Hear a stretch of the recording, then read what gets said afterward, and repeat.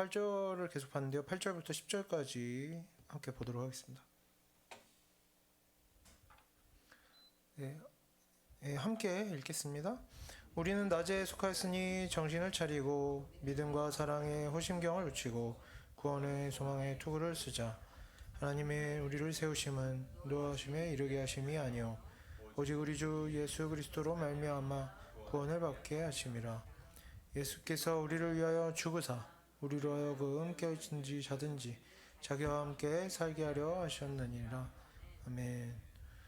네, 계속해서 8절에 정신을 차리라 하는 교훈에 대해서 살펴보고 있습니다. 이게 이제 저희가 익숙하지 않은 교훈이고 또 이에 대한 신앙생활에 많은 문제들을 제가 봐온 것들이 있기 때문에 그리고 강조가 많이 됐죠. 연속해서 여러 번 나왔죠. 그래서 성경에서 이렇게 정신을 차리라고 하는 것은 뭐였습니까? 분별력 있는, 제대로 살펴보고 헤아려 보고 분명히 한 판단을 내릴 수 있는 그런 정신 상태를 유지하라고 교훈을 하고 있는 겁니다. 그런데 이제 그래서 이것에 대한 자세한 내용들은 지난주에 설명을 했는데, 이렇게 다 설명을 하고 성경 본문을 확인을 해도 이런 말을 하는 사람들이 또 있는 겁니다. 실제로 있죠. 뭐 교회 가면 꼭 있습니다, 이런 사람들.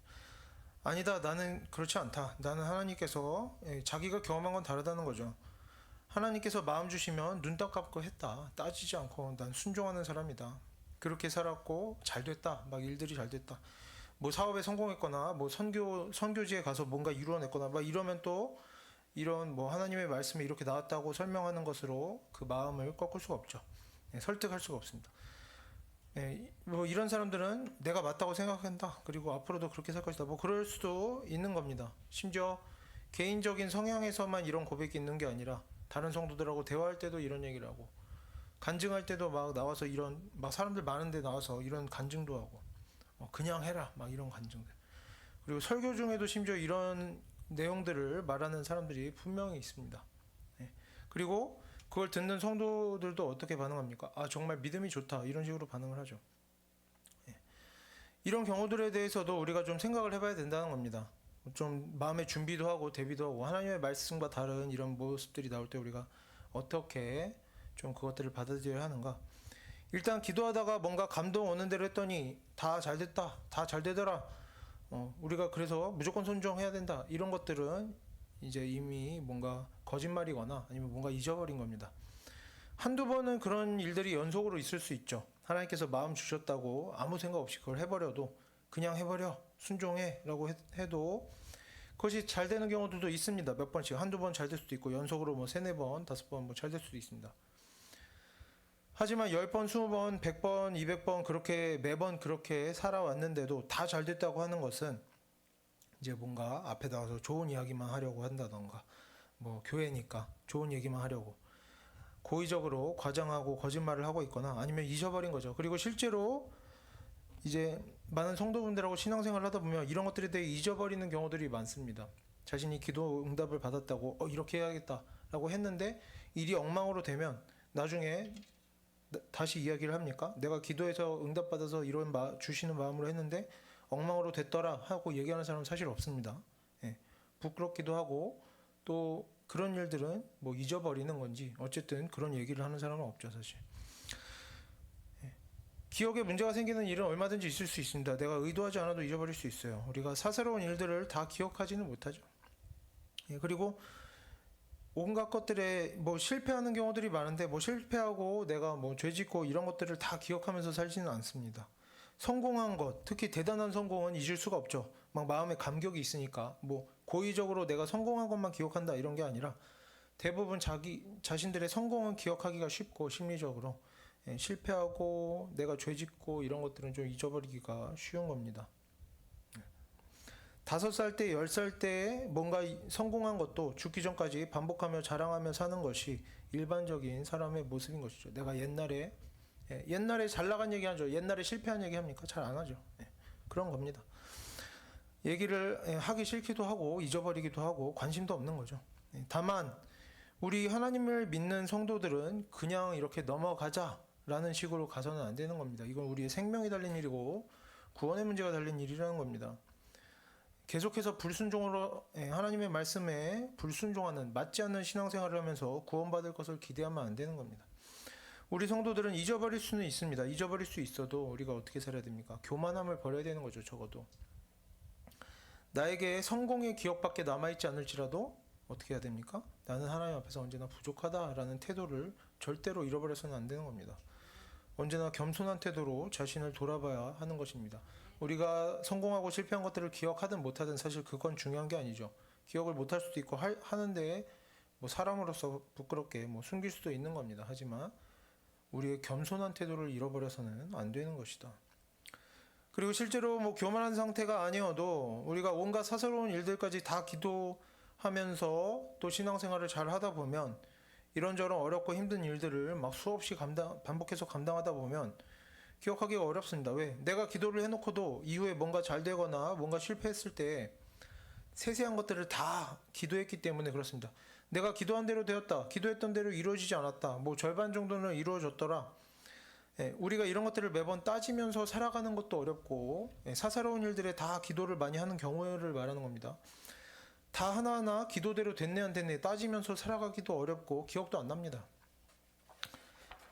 기도는 어떻게 하는 겁니까? 내가 이것을 잊어버리지 않겠다. 기억하는 게 중요합니까? 그렇지 않죠. 기도하고 맡겨드리고 나면 그 다음에 뭡니까?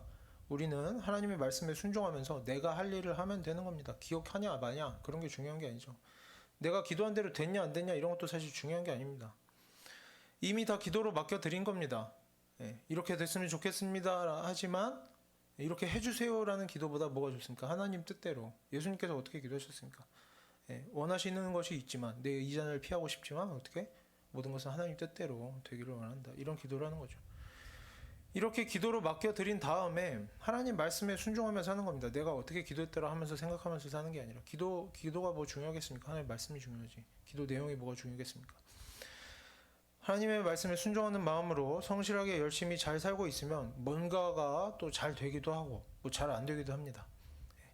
그럴 때 우리가 또 그것이 다 하나님의 인도하심이겠거니 하고 순종하면서 살고 있다면 다 하나님의 인도하심으로 받아들이면 괜찮은 거죠.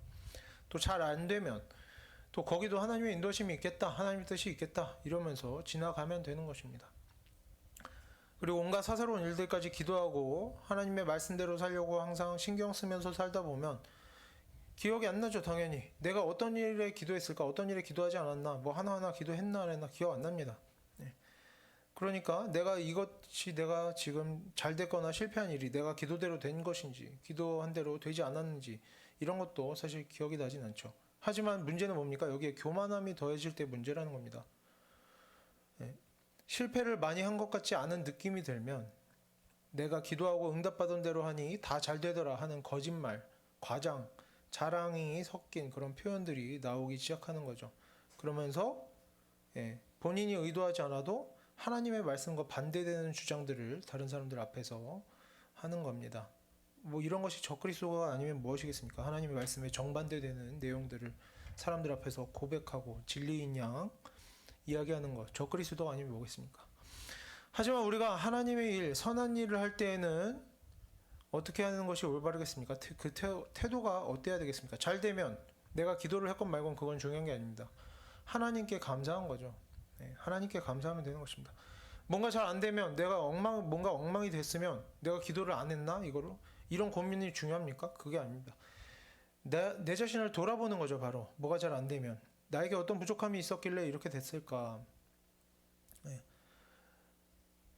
다른 사람이 악해서 뭔가 문제가 생겼습니까? 내가 왜 저런 사람들을 알아보는 눈을 가지지 못했을까? 왜 저런 사람들을 가까이 했을까? 이런 부족함을 헤아려보는 겁니다. 잘못한 일을 내가 왜 시작했을까? 과정에 문제가 있지는 않았을까? 이런 결과에 내가 왜 만족하지 못하고 있을까? 내 욕심이 있지는 않을까? 그래서 중요한 게 뭡니까? 내 자신을 돌아보고 다음에는 어떻게 해야 더 나은 열매가 있을 것인가를 고민해야 되는 거죠. 아무리 다른 사람 탓하고 환경 탓해봐야 내가 변하지 않으면 다음에 똑같은 일이 또 반복되는 겁니다. 사람 바뀌고 환경 바뀌면 똑같은 안 좋은 일이 또 일어나는 거죠. 우리가 창조주 하나님이 아닌 하나님의 종이고 자녀고 우리가 타락한 인생이라고 성경에서 가르치고 있으면 창세기에서 말하죠. 사람은 다 타락했습니다. 우리가 타락한 인생이라고 가르치고 있으면 우리가 어떻게 됩니까? 겸손한 마음으로 우리의 부족함을 받아들여야 되는 것이죠. 그리고 변화되어지려고 애쓰면 되는 것입니다. 뭐 이상한 데서 자꾸 뭐 원인을 찾거나 원망하거나 그럴 필요가 없는 거죠. 도움도 안 되고. 그래서 우리가 이렇게 기도해서 받은 응답대로 됐더니 잘 되더라, 호언장담하는 태도는 실제로 그렇게 됐건 안 됐건 중요하지 않습니다. 이런 태도는 무조건 버려야 하는 것이고, 이런 말을 해서는 안 되는 겁니다. 애초에. 그럼 무엇이 필요하냐? 우리가 어떤 태도로 돼야 됩니까? 어떤 태도를 보여야 됩니까? 하나님 말씀대로 순종하면서 살려고 애쓰는 편이다. 내가 애쓰면서 살고 있다.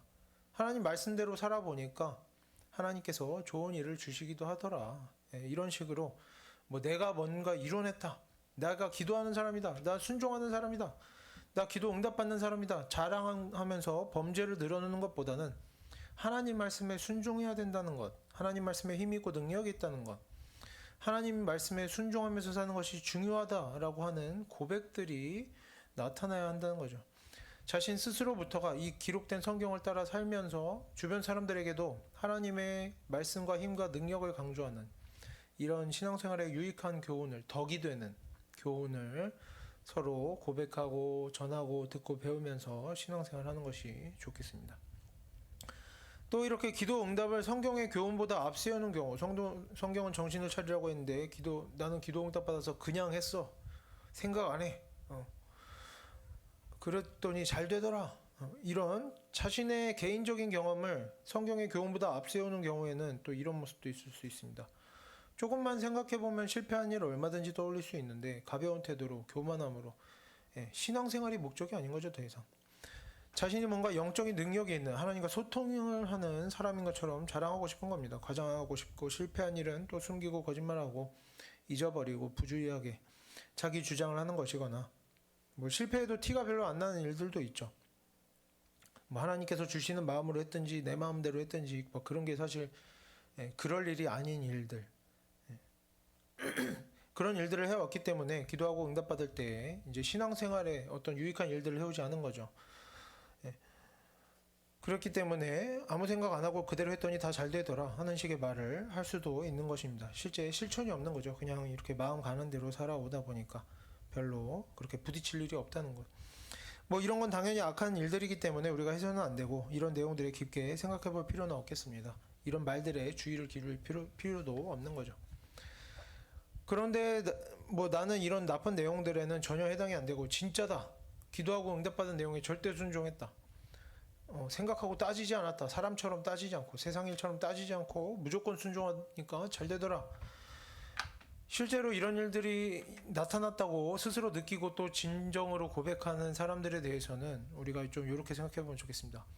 동전을 던질 때를 생각해 보면 이해하기가 쉽습니다. 동전 한번 던졌을 때 앞면이 나올 확률이 50%죠. 뒤가 나올 확률이 50%입니다. 뭐 어떤 동전은 다를 수도 있겠죠. 뒷면이 좀 더 무겁고 어쩌고 뭐 모서리 모양이 할 수 있는데, 이런 건 넘어가고 50% 50%라고 보면 어떻습니까? 앞뒷면이 나올 확률이 50%라고 해서 동전 2번 던지면 무조건 한 번 앞면 나오고 한 번 뒷면 나오고 그러면 앞면 나오고 이런 식으로 되는 게 아니죠. 세상 일이 5번 던지면 5번 다 앞면만 나올 수도 있는 겁니다. 확률은 50%가 맞지만 10번 던졌는데 8번 앞면이 나올 수도 있습니다. 이론적인 확률은 50%지만 8번 앞면이 나왔으면 뭡니까? 실제 확률은 80%인 거죠. 하지만 이건 숫자가 적을 때만 가능한 얘기입니다. 몇 번 안 던졌을 때만 가능한 확률의 변화라는 거죠. 표본이 커지면, 동전 던지는 숫자가 늘어나면, 동전을 100번, 1000번, 10,000번 던지면 결과물은 평균값에 한없이 가까워지게 됩니다. 앞뒷면은 거의 절반씩 나올 수밖에 없게 되죠. 반드시 이런 일은 반드시 이렇게 되는 법입니다. 사실 이런 내용들을 생각하지 못하기 때문에 이단적인 성경 해석과 적용이 나타나는 거죠. 무엇을 통해서? 개인적인 경험을 통해 성경을 해석해버리고, 그러기 때문에 이단적인 성경 해석과 적용이 나타나는 겁니다. 사람의 경험이 아무리 많아봐야 얼마나 많겠습니까? 한 가지 경험을 수만 번 하는 사람은 없습니다. 많아봐야 3번, 5번, 뭐 10번, 10번까지 하는 사람은 없죠. 비슷한 경험을 뭐 3번, 5번 뭐 이렇게 하겠는데, 자신이 만약에 10번 동안 비슷한 경험을 했다, 그러면 성경 본문을 중심으로 더 이상 해석할 필요를 못 느끼는 거죠. 자기 경험에 성경 본문을 끼워 맞추는 겁니다. 그리고 그렇게 성경을 해석하고 그런 교훈을 가지고 남에게 가르치고 강요하게 되는 경우들이 너무나 많다는 거죠. 내 3번의 경험 가지고, 내 5번, 10번의 경험 가지고 어떤 교리적인 것을 만들어내고 다른 사람들에게 가르치는 겁니다. 하지만 어떻습니까? 한 사람이 100번, 1000번 경험한다고 그게 어떤 힘이 있고 능력이 있는 게 아닙니다. 오직 하나님의 말씀으로부터 우리가 교훈을 듣고 배워야 하는 것이죠. 한 사람이 평생에 아무리 비슷한 경험을 반복해서 한다고 하더라도 그 횟수들은 그렇게 많지가 않습니다. 뭐 많이 해봐야 100번이 되겠습니까? 그래서 그런 경험들은 얼마든지 그 사람에게만 해당되는 특이하고 예외적인 경우라고 생각하는 겁니다. 하나님의 말씀과 맞지 않으면 더욱 그렇습니다. 다른 사람에겐 불필요한 자신에게만 해당되는 경험인 거죠. 다른 사람들에겐 적용해서는 안 되는 것입니다. 그래서 우리가 경험을 절대로 하나님의 말씀보다 앞세워서도 안 되고, 또 전문적으로 공부하지 않고 연구하지 않고 그런 연구된 내용을 배우지도 않고 듣고 배우지도 않고 그저 내 경험으로 성경을 해석하고 적용하고 그걸 심지어 다른 사람에게 가르치려고 하는 그런 일이 있어서는 안 되겠습니다. 왜? 이런 일들은 다 하나님 앞에서 범죄하는 것이죠. 하나님의 이름을 망령되이 일컫는 겁니다. 그래서 어쨌든 본문의 주제로 돌아와서 하나님께서 주시는 마음으로 행하는 것과 정신 차리는 것의 문제도 마찬가지라는 겁니다. 개인적인 경험으로 해석하지 말라 하면 안 된다는 거죠. 하나님께서 마음을 주셨어 하면서 그냥 묻지도 따지지도 않고 생각하지 말고 이렇게 결정해버릴 때 그 일은 원리적으로 어떻게 하는 것이 맞습니까? 실패하는 것이 맞죠. 왜? 하나님의 말씀에 그렇게 하지 말라고 했기 때문에 실패하는 것이 맞습니다. 원리적으로는. 동전이 원리적으로 50%인 것처럼 이것도 원리적으로는 반드시 실패하는 것이 맞습니다. 왜냐하면 사람으로서도 사리분별을 안 하고 충분한 준비를 안 하고 어떤 일을 진행했으면 실패하는 것이 맞고, 원리적으로는 그렇죠. 상식적으로는. 또 이런 일은 하나님 말씀에 불순종하는 일이기 때문에 이제 벌을 받는 것이 맞습니다. 물론 여기서 실패한다는 것은 이런 겁니다. 성경을 기준으로 실패하는 거죠. 성경에서 좋게 여기는 결과를 내지 못하는 것을 말합니다. 어떤 것이 있습니까? 복음이 전해지는 것, 사람이 성품이 변화되고 하나님에 대한 올바른 지식을 깨닫고 하나님의 말씀에 순종하는 일이 나타나고, 이런 것들이 하나님의 말씀을 기준으로 성공하는 일들이죠. 근데 이제 실패한다는 것은 이런 일이 나타나지 못한다는 겁니다. 하나님에 대한 지식을 얻지 못하고 성품의 변화됨이 없고 순종하는 일이 없고 복음을 전하는 일이 없고 그렇다는 거죠. 하나님의 말씀에 순종하는 삶이 없으면 제대로 된 신앙의 경험도 있을 수 없고 지식도 잘못되고 열매가 없는 것도 당연한 겁니다. 그런데 이제 사람의 기준으로는 성공과 실패의 기준이 다르죠. 나는 무조건 순종했더니 생각 없이 기도 응답 받은 대로 마음 주시는 대로 했더니 어떻게 됐다. 돈 벌었다. 좋은 학교 갔다. 좋은 직장 갔다. 일이 잘 풀렸다. 뭐 이런 말 얼마든지 있을 수 있는 겁니다. 이런 일들, 사람의 일들, 돈을 벌고 말고 하는 것, 좋은 학교, 좋은 직장에 가고 말고 하는 것, 이런저런 사람의 욕심을 채우느냐 채우지 못하느냐, 사람의 몸과 마음이 편해지느냐 조금 불편해지느냐 하는 일들에 대해서는 이런 일들이 잘 되고 말고와 사실 하나님의 말씀에 순종하고 불순종하는 것, 구원과 멸망이 직접적으로 연결되는 문제들은 아니라는 것을 우리가 기억해야 하겠습니다. 우리가 이런 일들이 잘 풀리면, 세상적으로 눈에 보이는 일들이 잘 풀리면 신앙생활 잘하고 있다, 내가 하나님의 말씀대로 잘 살고 있다, 세상의 일들이 잘 안 풀리면 신앙에 문제가 있다, 내가 하나님 말씀에 순종하지 않았다, 이렇게 봐서는 안 되는 것이죠.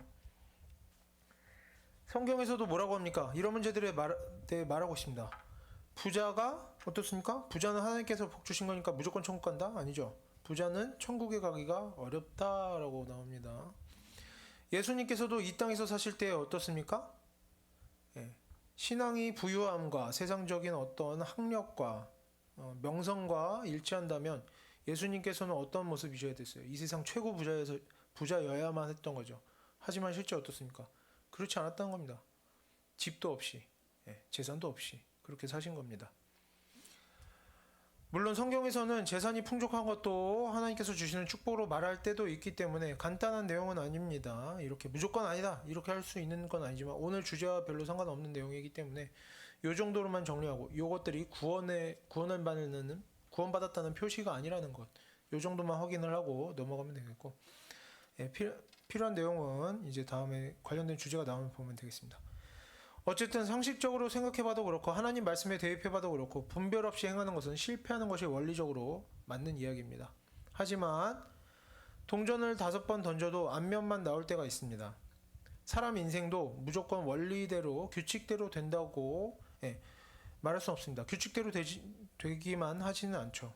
우리가 하나님께서 마음 주셨어 하고 아무 생각 없이 그냥 해버려도 어떤 일은 하나님께서 우리의 연약한 믿음과 부족한 지식을 불쌍히 여기셔서 양해해 주셔서, 그리고 지식이 부족하고 마음이 연약한 중에도 또 그런 중에도 순종하려고 하는 그런 태도를 나름대로 좋게 보셔서, 이제 어린아이가 집안일 하다가 막 더럽히고 이러면 그래도 하려고 했네 라고 하는 거죠. 좋게 보셔서 우리의 지치고 상한 몸과 마음을, 우리의 부족하고 연약한 그런 믿음을 불쌍히 여기셔서 하나님의 복 주심 경험해 보라고, 하나님의 역사하신 경험해 보라고, 기쁨과 감사를 누려 보라고.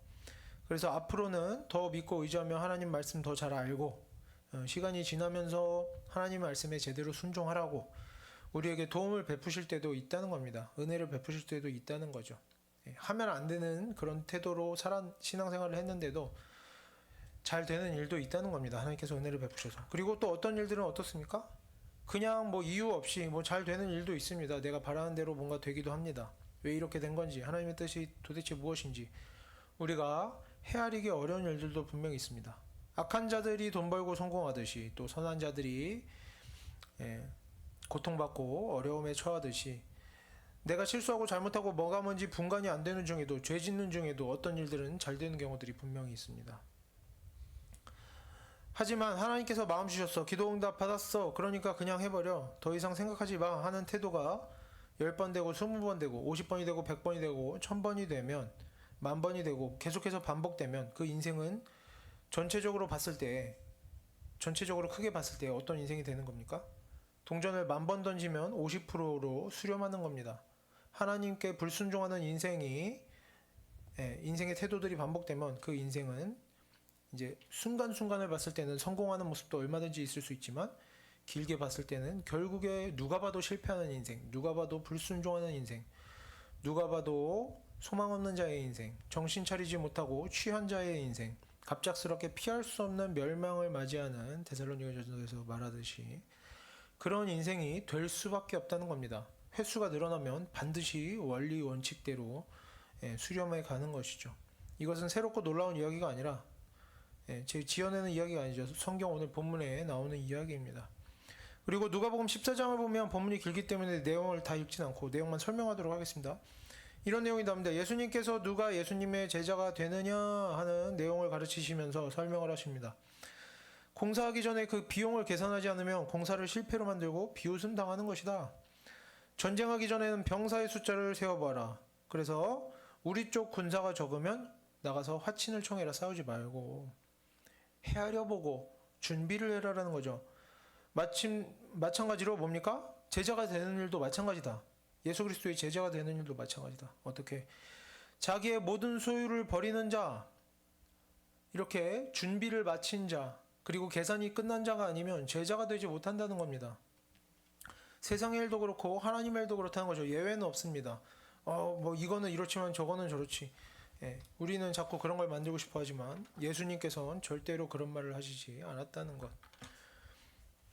준비가 되지 않은 자, 자신이 가진 것을 헤아려 보지 않고 정확하게 계산해 보지 않고 제대로 앞으로 다가올 일들을 충분히 준비하지 않은 자는 심지어 하나님의 일을 하는 자라고 해도 반드시 실패하게 된다는 겁니다. 사실 하나님의 일을 참여조차 할 수가 없다는 거죠.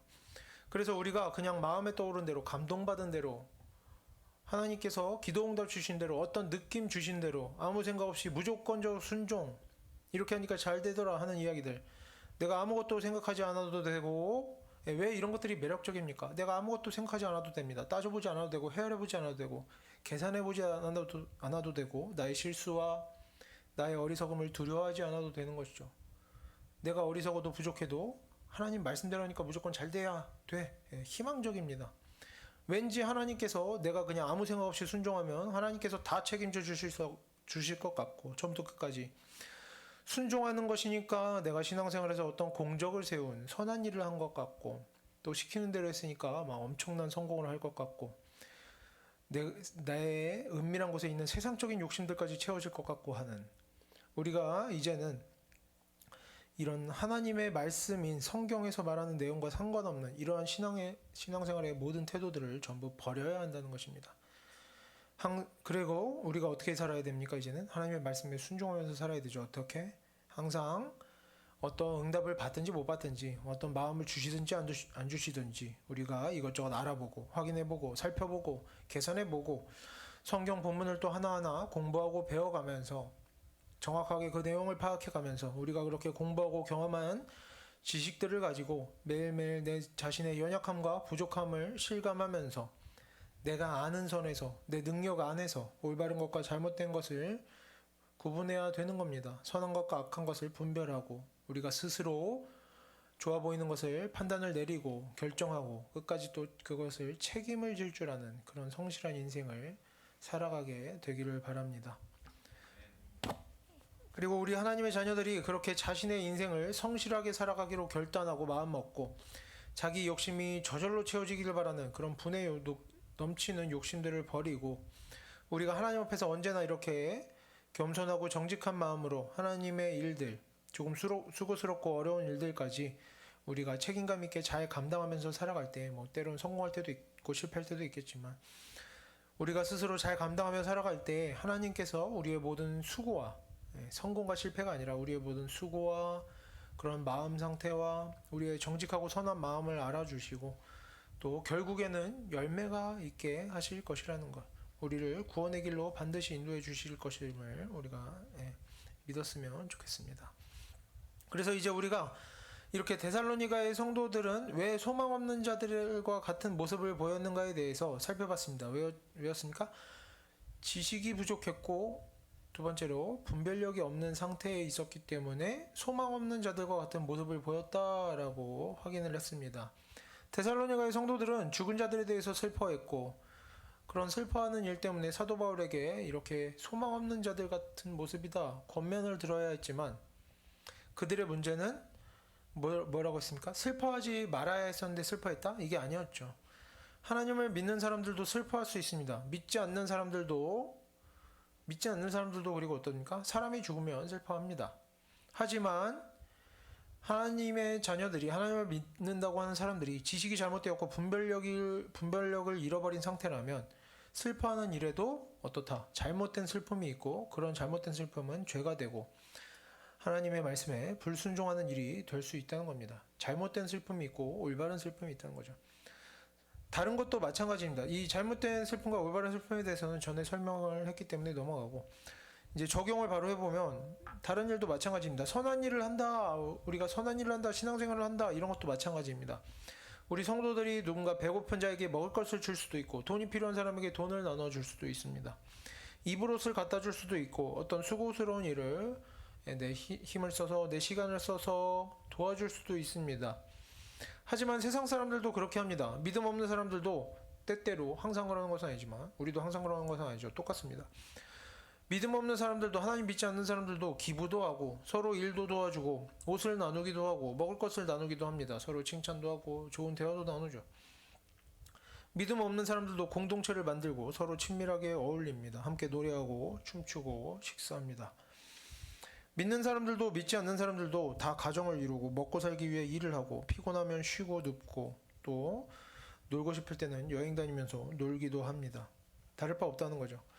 그런데 왜 이렇게 겉보기에 똑같은 일이라도 죽은 사람을 위해 슬퍼하는 일이라도 다 죽은 자를 위해 슬퍼하는데 죽은 사람을 위해 슬퍼하는 일이라도 또 다 여행 가거나 놀거나 일하거나 쉬거나 자거나 다 똑같은 일인데도 하나님께서 어떤 일에는 기뻐하시고 어떤 일에는 진노하신다는 겁니다. 어떤 일은 죄가 되고 어떤 일은 선한 일이 된다는 거죠.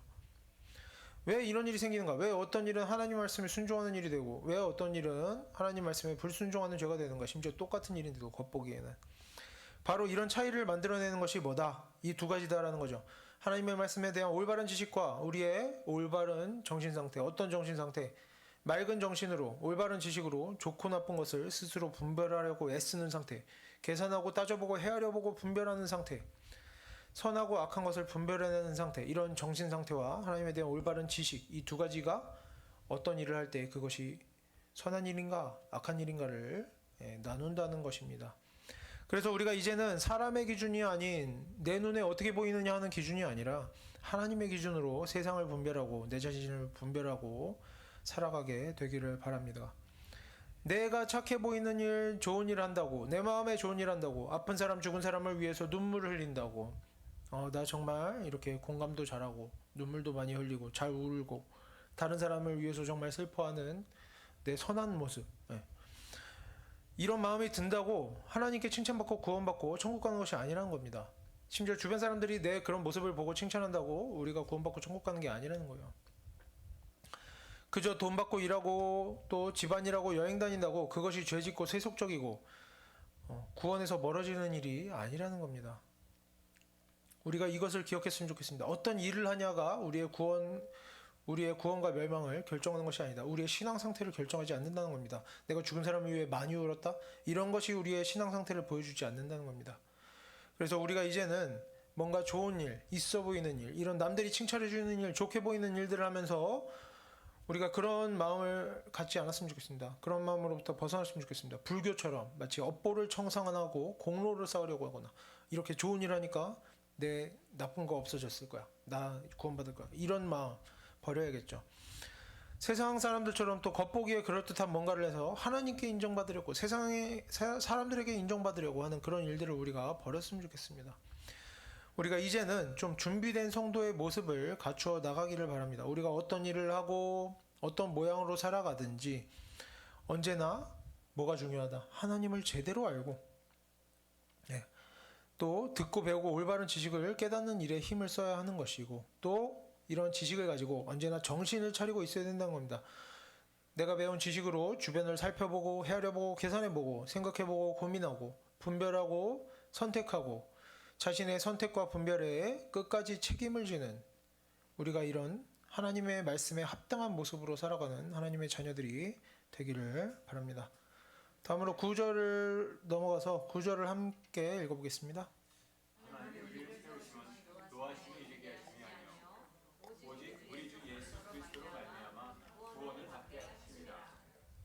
여기서 먼저 세우심이라는 것은 무슨 의미냐면 어디를 향해서 배치하다, 두다, 놓다 이렇게 방향을 이렇게 놓는 거죠. 이런 의미입니다. 한국어로는 한마디로 설명하기 어려운데 그래서 이제 본문은 하나님께서 우리를 노하심으로 가도록 그렇게 두시지 않았다는 겁니다. 그런 방향으로 두시지 않았다는 거예요. 하나님께서 우리가 예수 그리스도로 말미암아 구원을 받도록 두셨다. 그런 방향으로 이렇게 놔두셨다. 배치하셨다.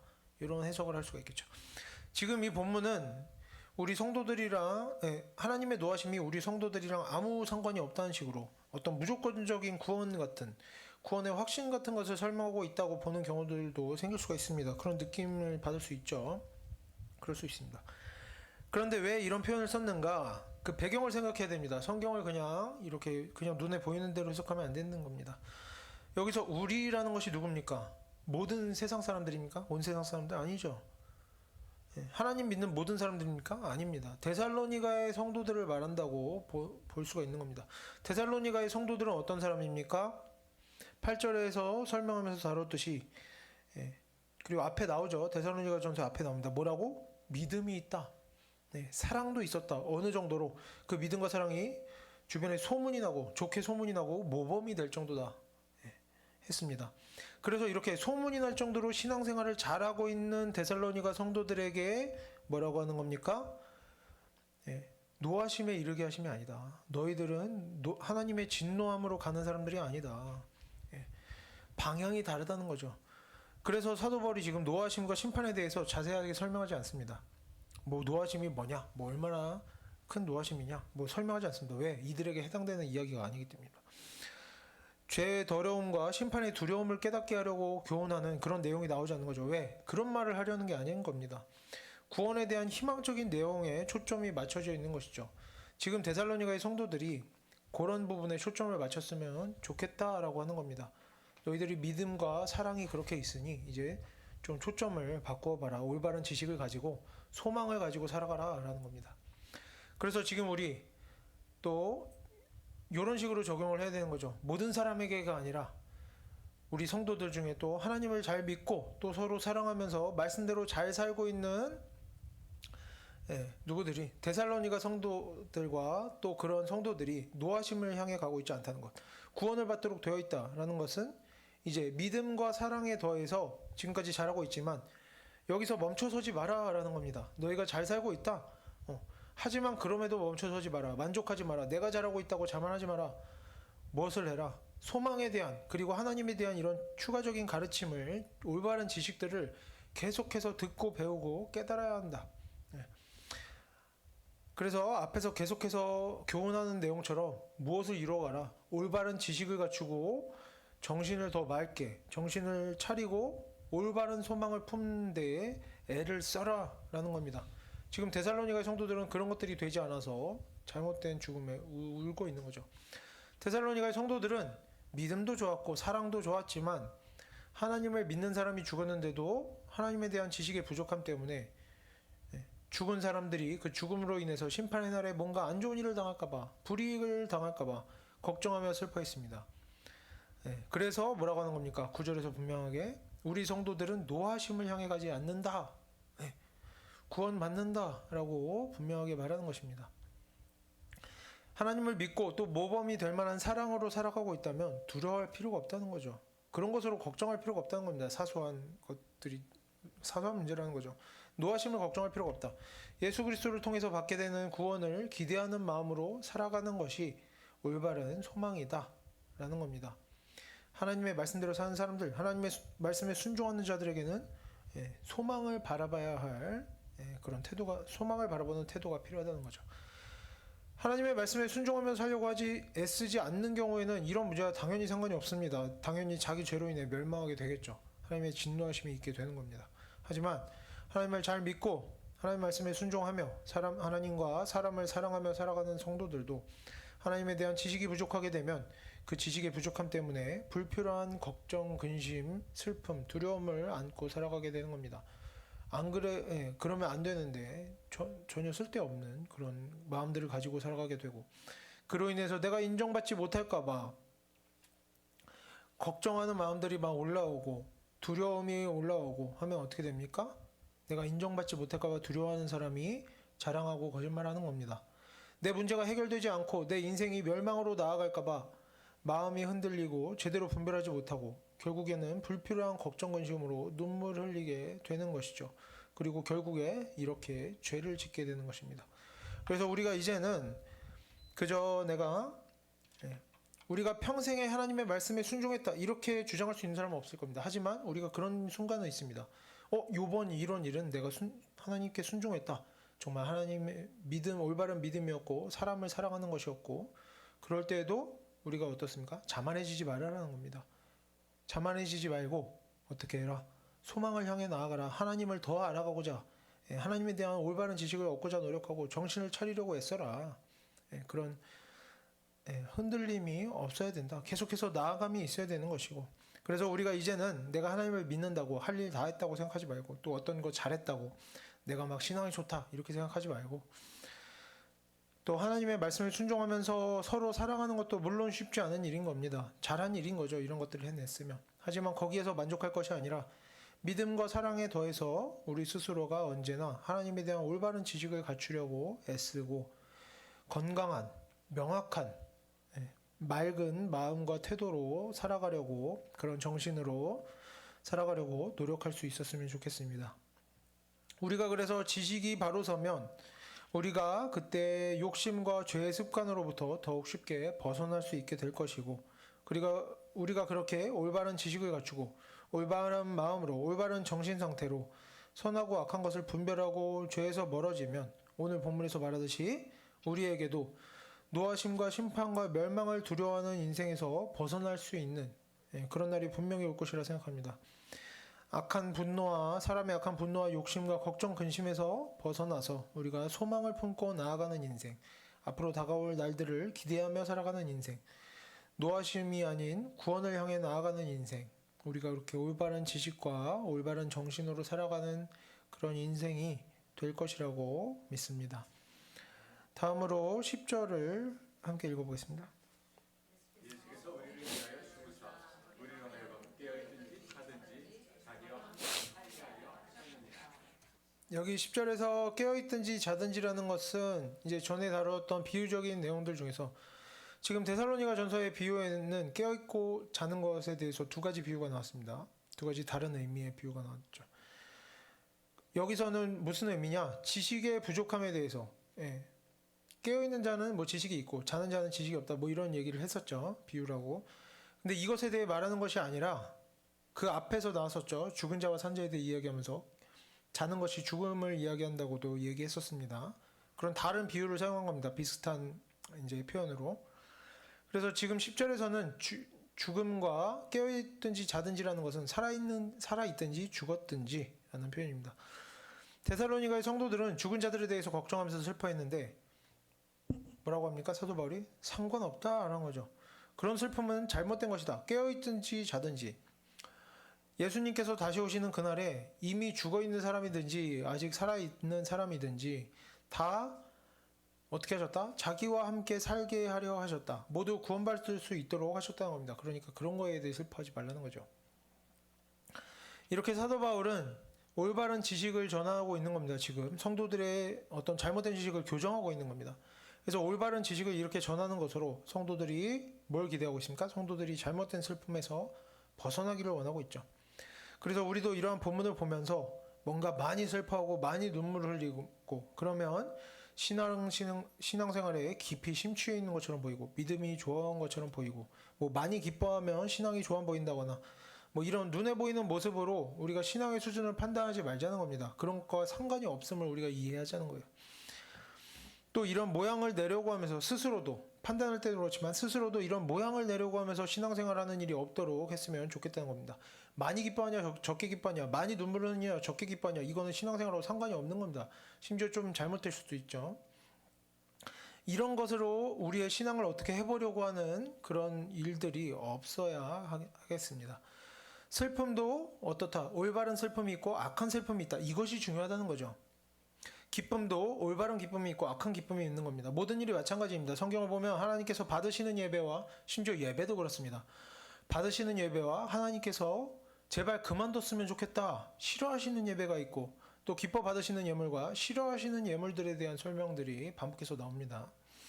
그래서 우리가 이제 신앙생활을 하면서는 내가 지금 무엇을 얼마나 잘하고 있느냐 얼마나 많이 하고 있느냐 내 모양새가 어떻게 보이느냐 이런 것에 신경 쓰는 것이 아니라 내가 어떤 지식을 가지고 어떤 정신 상태로 어떤 마음을 가지고 이런 일을 하고 있느냐 내가 왜 이런 일을 하고 있느냐 내가 지금 올바른 지식을 가지고 이런 일을 하고 있느냐 내가 지금 잘 분별하고 하고 있느냐 이런 것들을 우리가 항상 돌아봤으면 좋겠습니다. 내가 얼마나 많이 우냐 이런 게 중요한 게 아니라는 거죠. 우리가 이런 것들을 우리가 돌아봤으면 좋겠고 그래서 우리가 하나님을 제대로 알고 맑은 정신으로 하나님의 말씀에 순종하면서 살아가려고 애쓰는 성도들이 되었으면 좋겠습니다. 그래서 우리가 정말 제대로 알고 맑은 정신으로 하나님 말씀에 순종하면서 살아간다면 하나님께서는 우리가 기뻐할 때에나 슬퍼할 때에나 또 많이 울든지 적게 울든지 많이 기뻐하든지 적게 기뻐하든지 또 열심히 일할 때에나 또 쉬엄쉬엄 할 때에나 편하게 쉴 때에나 뭐 잘 때에나 언제나 하나님께서 우리와 함께 하시고 우리의 인생을 구원의 길로 인도해 주실 것이라 믿습니다. 그래서 지금까지 5장의 내용을 보면 사람이 가진 지식과 사람의 정신 상태가 그 사람이 하고 있는 일의 옳고 그름의 기준이 됨을 확인을 했습니다. 우리가 신앙생활하면서 수고하고 봉사하고 주변 사람들에게도 좋은 말하고 잘해주려고 하고 그런 일들이 많이 있는데 우리가 좋은 모습으로 많이 살아가려고 노력들을 하고 있는데 만약에 우리의 그런 노력과 수고들이 좋은 열매를 나타내지 못할 때가 또 있다면 그럴 때에는 우리가 우리의 지식에 대해서 우리의 정신과 마음의 상태에 대해서 돌아볼 수 있게 되기를 바랍니다. 친절한 행동과 좋은 말들, 예배와 교회 활동에 열심을 내는 것은 그것들이 올바른 지식과 올바른 마음에서 나온다면 정말 하나님의 말씀에 대한 순종하는 일이 되는 것이고 하나님과 사람에 대한 사랑이 되는 것이고 희생이 되고 인내가 되고 타인의 모범이 되고 칭찬받고 존경할 만한 일이 되는 것입니다. 심지어 사람들이 비난하고 욕하더라도 내가 하나님에 대한 성경에 대한 올바른 지식과 올바른 분별로 올바른 마음으로 했다면 하나님께서 기뻐하실 만한 일들이 되는 것이죠. 하지만 그것들이 사람의 눈으로 보기에 겉보기에 아무리 좋아 보이고 괜찮아 보여도 그것이 잘못된 지식과 잘못된 마음에서 나오는 것이라면 그것은 실상 무엇이 되는 겁니까? 하나님의 일이 아닌 거죠. 그 모든 것들은 자기 과시가 되고 자기 자랑이 되고 교만함이 되고 이기심이 되고 어리석음이 되고 하나님의 말씀에 대한 불순종과 번제함이 되고 멸망하는 인생으로 나아가는 일들이 되는 것입니다. 그래서 우리가 이제는 남들이 나를 어떻게 볼까? 지금 내가 하는 일의 모양새가 어떠하냐? 내가 이것을 많이 하느냐 적게 하고 있느냐? 내가 하고 있는 말과 행동이 다른 사람들에게 어떻게 보이나? 나에게 어떤 느낌을 주느냐? 사람들이 나를 뭐라고 하느냐? 사람들이 어떤 말로 나를 칭찬하느냐? 이런 것들에 몰두하는 태도에서 우리가 이제는 벗어날 수 있었으면 좋겠습니다. 겉모습뿐만이 아니라 밖으로 보이는 모습들도 중요하지만 이런 것들이 치우치면 안 된다는 겁니다. 겉모습뿐만이 아니라 내면까지도 돌아볼 수 있는, 내가 하는 말과 행동만 돌아보는 것이 아니라 내 지식과 정신과 마음 상태까지 돌아볼 수 있는 우리가 그런 성도들이 되기를 바랍니다. 그리고 우리가 이렇게 그저 사람들 사이에서 잘 지내는 일, 내 마음 가는 대로 좋은 일 하는 것, 좋은 말 하는 것, 이런 것을 통해 뭔가 구원을 이루어갈 것이라고 기대하는 일들을 우리가 다 버리기를 바랍니다. 우리가 이제는 정말 하나님 말씀으로 돌아와서 올바른 지식으로, 올바른 마음과 맑은 정신으로 하나님께 나아가고자 하기에 되기를 바랍니다. 그리고 우리가 올바른 태도로 하나님께 나아갈 때 하나님께서 분명하게 우리의 모습을 기뻐하시고, 좀 우리가 부족하고 때로 실패할지라도 하나님께서 분명히 기뻐하시고 우리를 죄에서 구원하여 주시고 우리에게 소망을 주시고 우리가 변화되어지도록 하시고 우리의 인생이 계속해서 하나님께로 가까워지며 나아가는 인생 되게 해 주실 것이라 믿습니다. 그래서 우리가 정말 하나님과 동행하는 인생, 하나님의 말씀대로 사는 인생, 하나님의 말씀을 기준으로 삼는 인생이 되기를 바랍니다. 함께 기도하겠습니다.